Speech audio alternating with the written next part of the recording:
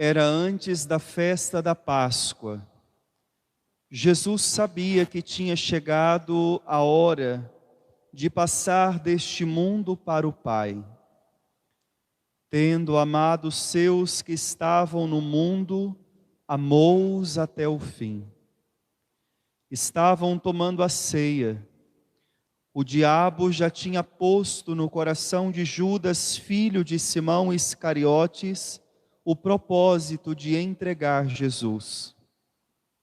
Jesus, sabendo que o Pai tinha colocado tudo em suas mãos, e que de Deus tinha saído, e para Deus voltava, levantou-se da mesa, tirou o manto, pegou uma toalha e amarrou-a na cintura. Derramou água numa bacia e começou a lavar os pés dos discípulos, enxugando-os com a toalha com o que estava cingido. Chegou a vez de Simão Pedro. Pedro disse: Senhor, tu me lavas os pés? Respondeu Jesus: agora não entendes o que estou fazendo, mais tarde compreenderás. Disse-lhe Pedro: tu nunca me lavarás os pés. Mas Jesus respondeu: se eu não te lavar, não terás parte comigo.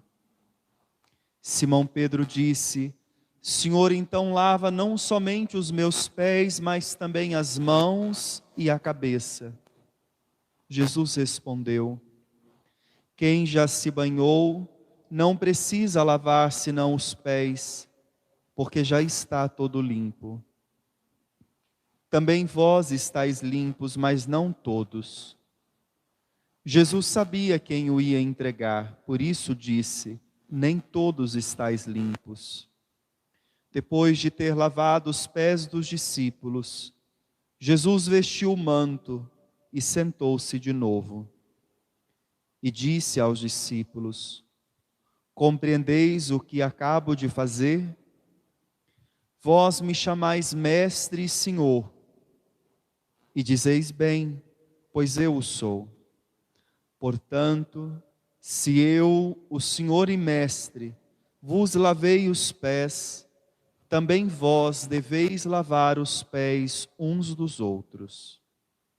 Dei-vos o exemplo, para que façais a mesma coisa que eu fiz. Palavra da salvação. Glória a vós, Senhor.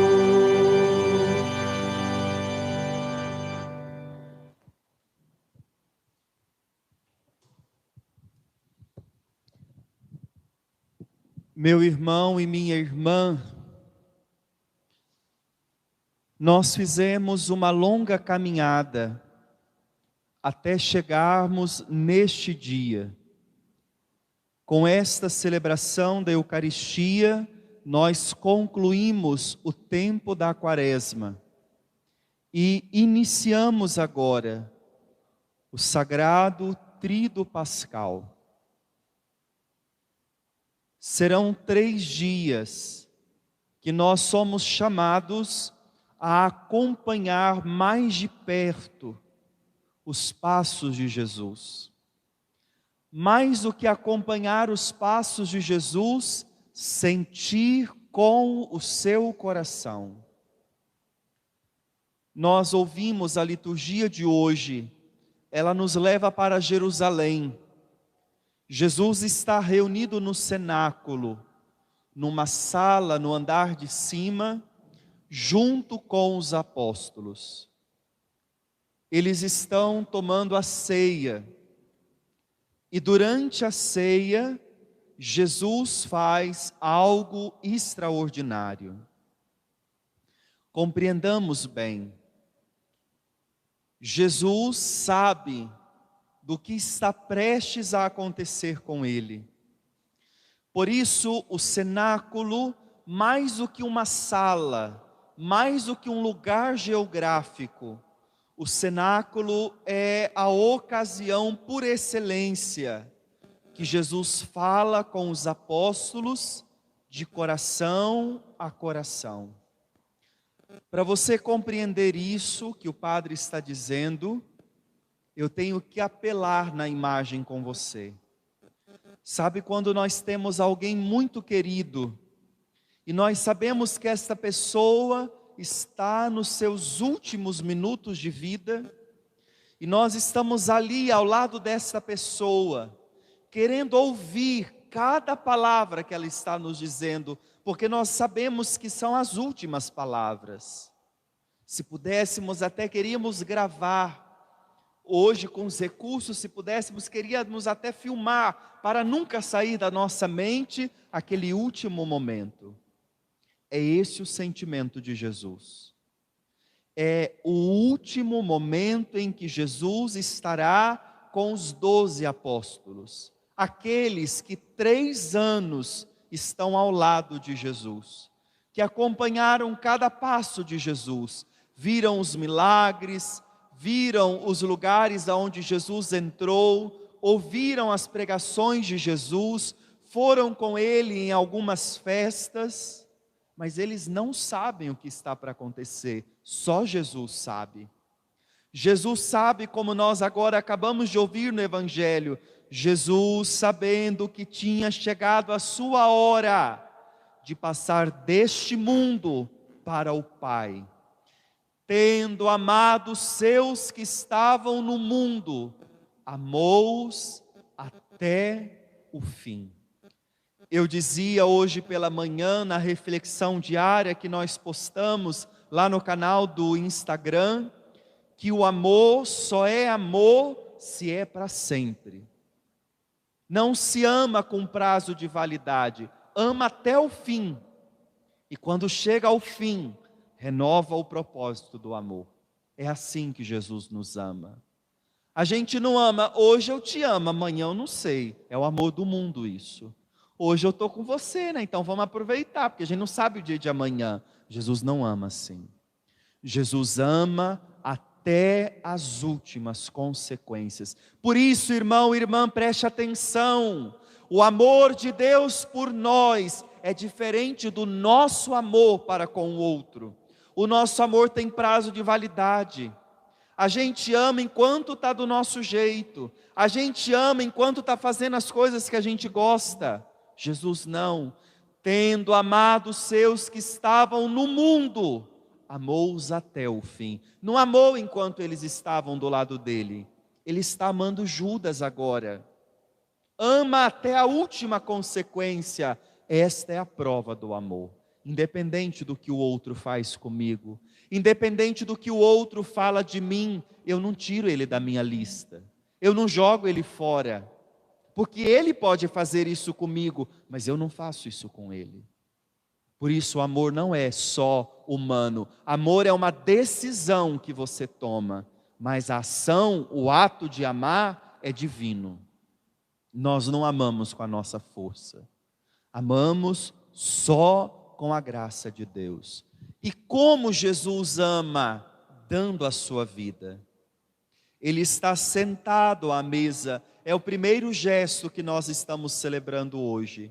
E lembra, quando ele está à mesa, o que ele faz? Nós ouvimos na segunda leitura de hoje. Ele toma o pão, dá graças, parte o pão e entrega aos discípulos, dizendo algo que eles nunca tinham escutado.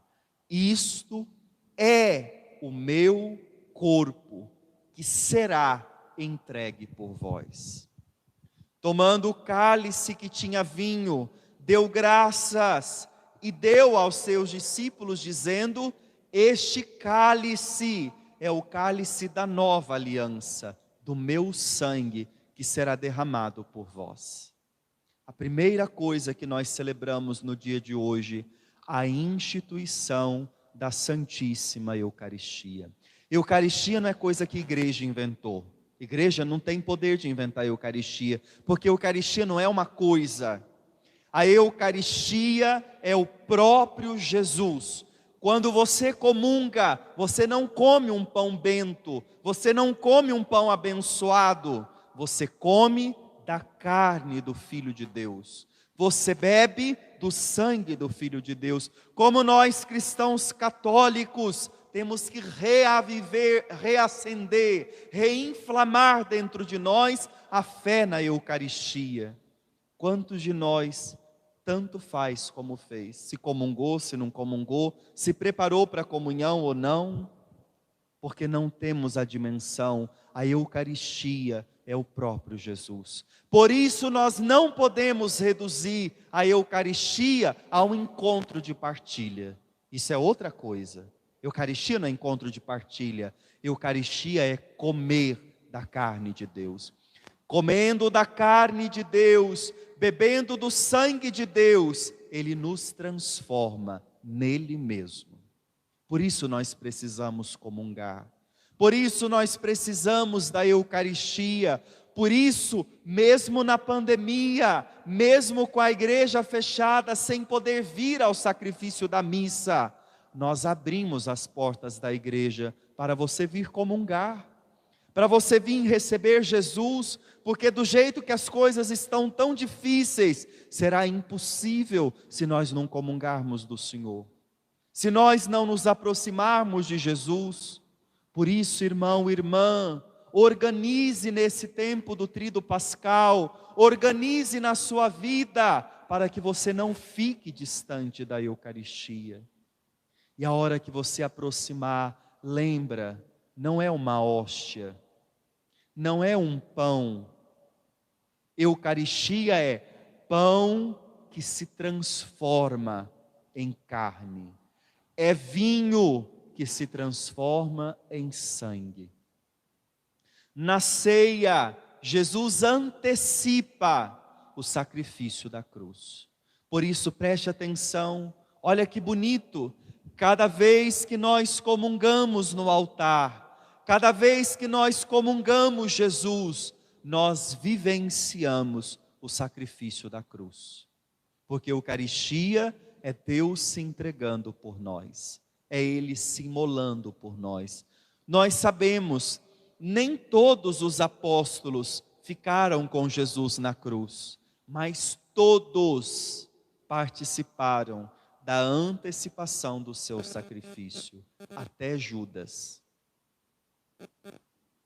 Muitos não estavam lá na cruz na hora que Jesus estava morrendo, mas todos estavam no cenáculo, quando Jesus morreu misticamente, e disse: este pão é o meu corpo, que será entregue por vós. Este cálice de vinho é o meu sangue, que será derramado por vós. Tomai, comei, fazei isto em memória de mim. Atenção, fazer isto em memória de mim, do grego, anamnese, não é lembrar. Não façam isso lembrando de mim. Anamneses é atualizem. Cada vez que vocês fizerem isso, eu vou renovar, com a mesma força da cruz, o que acontecer na Sexta-feira Santa, eu antecipo ali no altar, quando vocês fazem. Por isso nós dizemos que a missa é um sacrifício. Por isso o sacerdote, o padre, ele imola Jesus no altar, na hora do cordeiro, ele rasga Jesus. Enquanto vocês estão rezando, Cordeiro de Deus que tirais o pecado do mundo. Por isso, a imagem do altar é a imagem do Monte Calvário. E ali o Padre e Jesus, a mesma pessoa que se doa, que se oferta. Por isso hoje nós dizemos que junto da instituição do sacerdócio católico, da Eucaristia, nós celebramos a instituição do sacerdócio católico, porque só o padre pode consagrar, e através da imposição das mãos, o pão não é mais pão, o vinho não é mais vinho, torna-se carne e sangue de Jesus. São João Maria Vianney, São Cura d'Ars, ele diz: se nós soubéssemos o que é um padre, nós morreríamos de amor. Não é o Adeleon, não é o Pedro, o Adeleon, o Pedro, João, Francisco. É o padre, é o sacerdócio de Jesus que está no Adeleon, que está no Pedro, que está no Francisco, e faz deles alter Christus, outro Cristo. Por isso, quando você vê um padre, você vê Jesus. Por isso, para o padre, nós não falamos para ele você. Ele é uma autoridade constituída. Nós falamos para ele Senhor, porque ele é para nós a imagem de Jesus. Como nós temos que resgatar isso, não para dar honras, não para dar glória. A glória de um padre é ver o seu povo amando Jesus. Essa é a glória de um padre. A honra para um padre é ver o seu povo apaixonado por Jesus. Esta é a honra que a gente quer.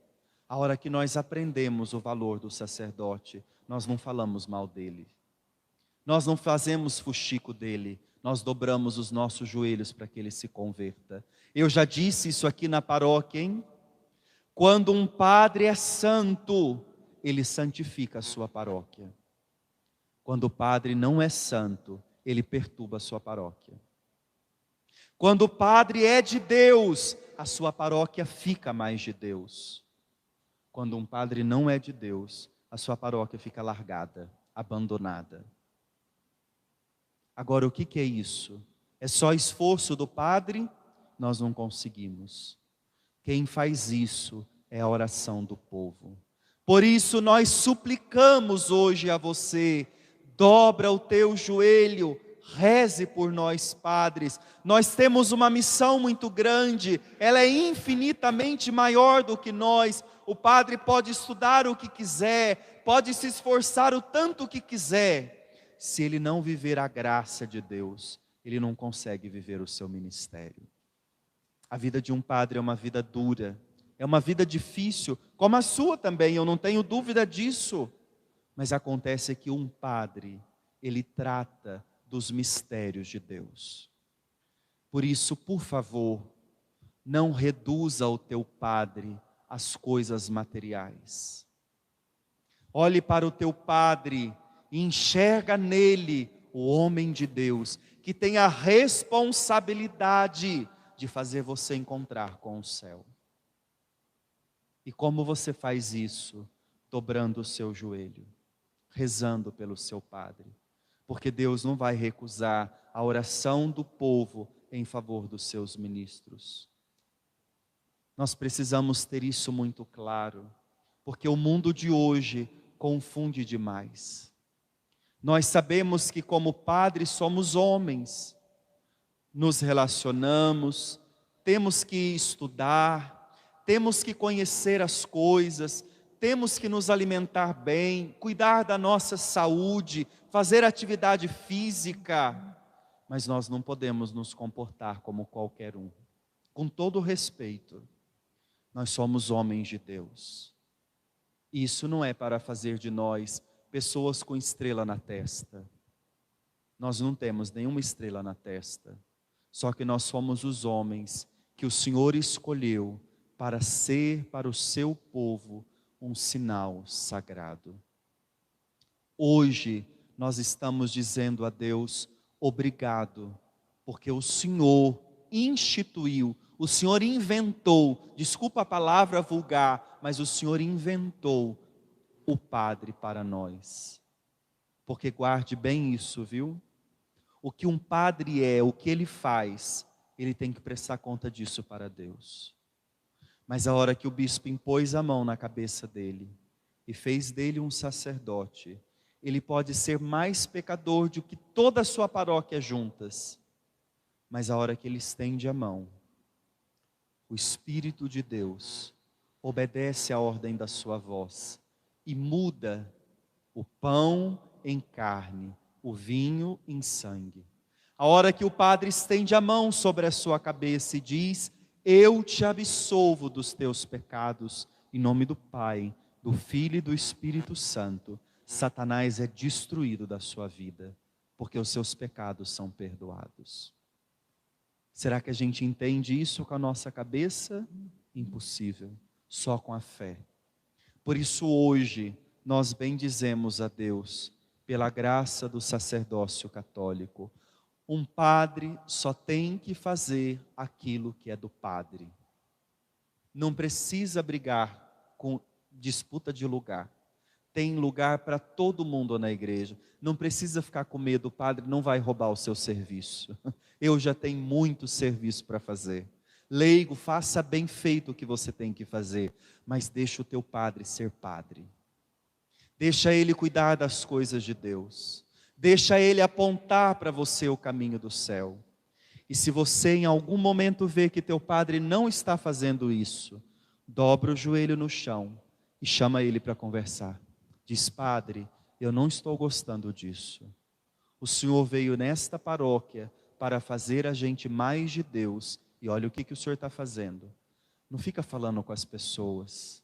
O diabo quer isso. Fofoca, intriga. Vai lá e fala com ele.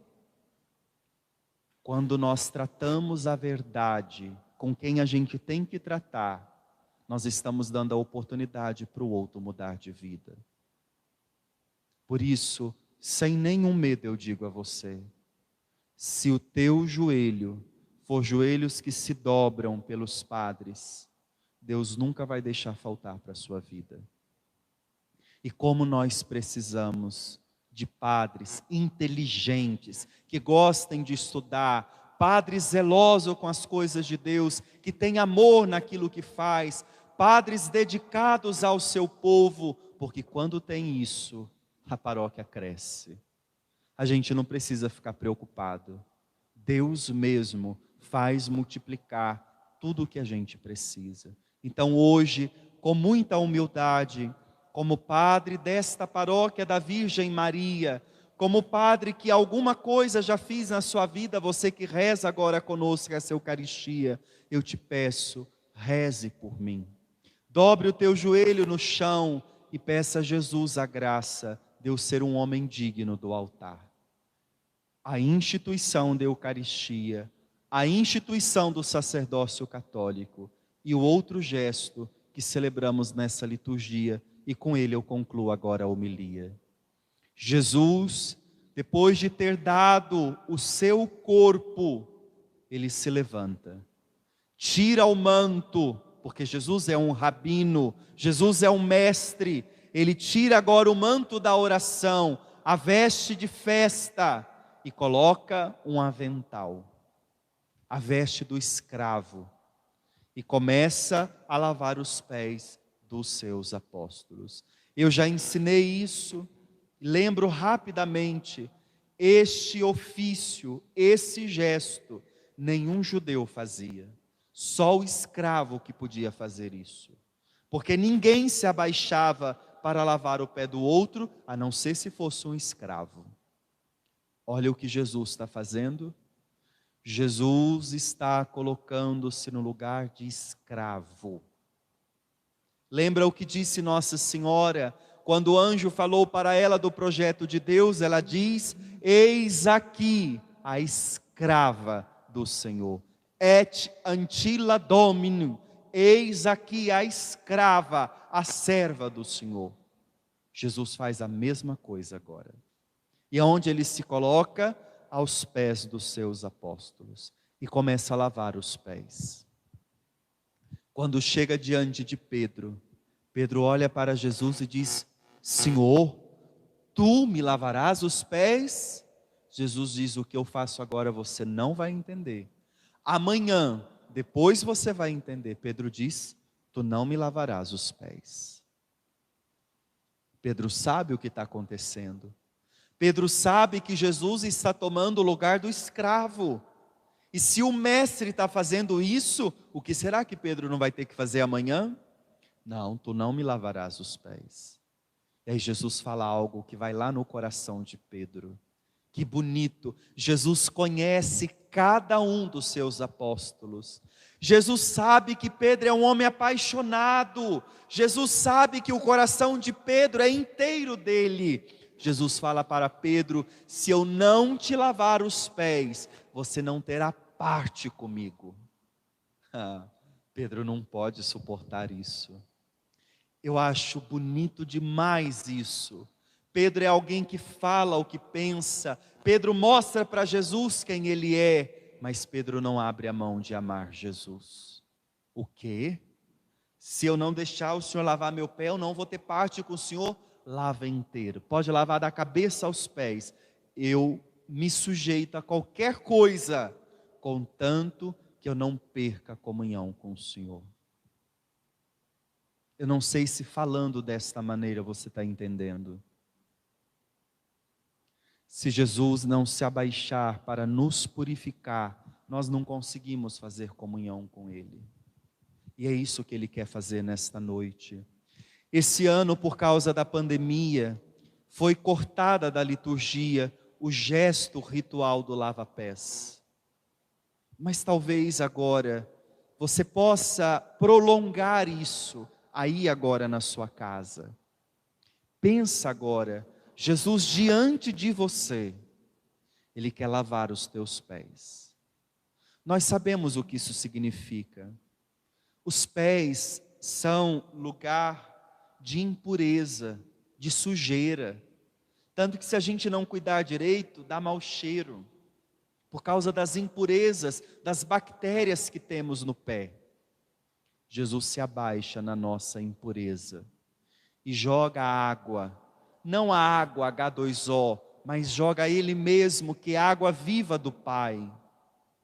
Lava os nossos pés, porque só Jesus pode tirar de você, só Jesus pode tirar de mim as impurezas.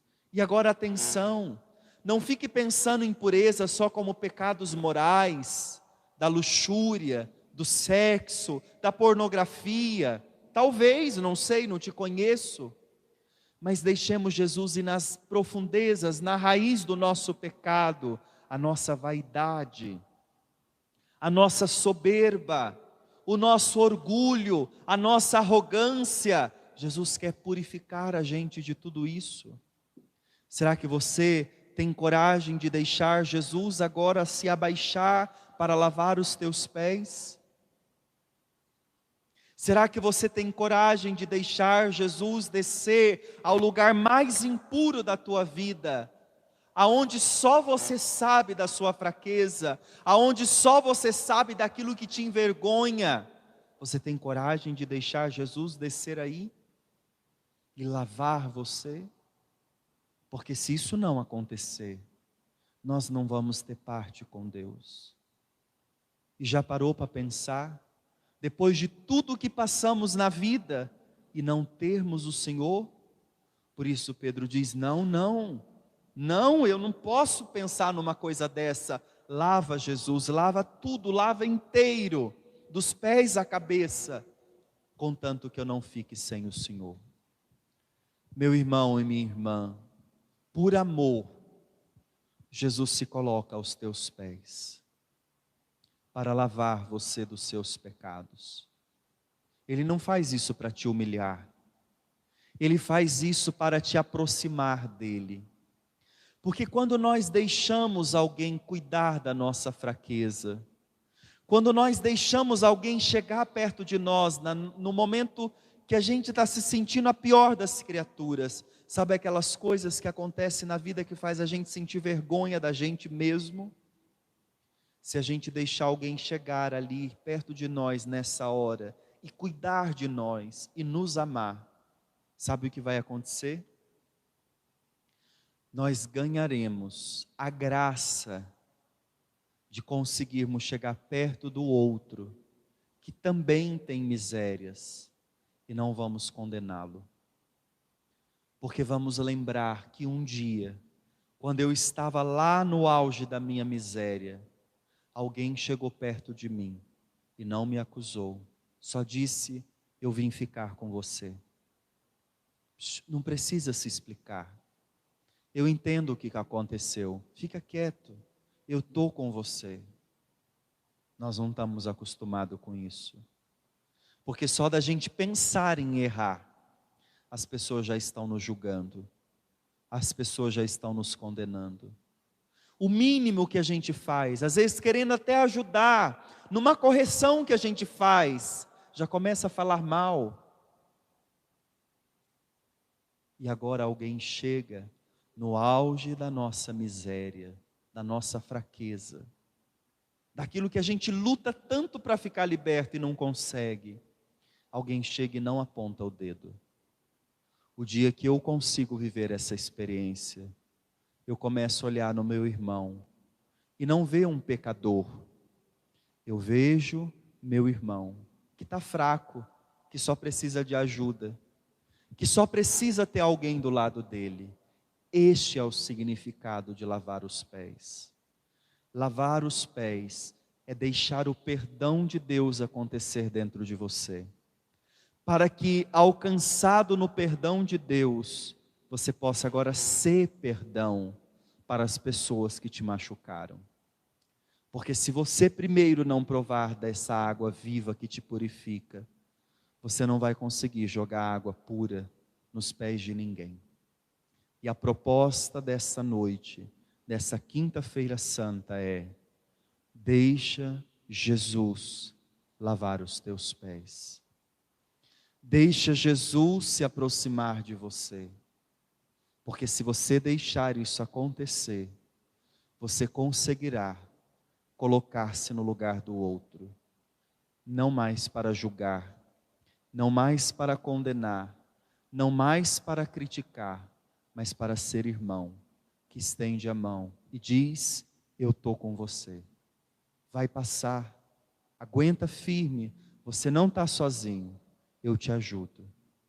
Essa experiência salva. Vamos pedir a Jesus hoje: lava os meus pés, toca as minhas feridas, purifica-me das minhas misérias e faz com que, Senhor, curado por Ti, eu possa também ser instrumento de cura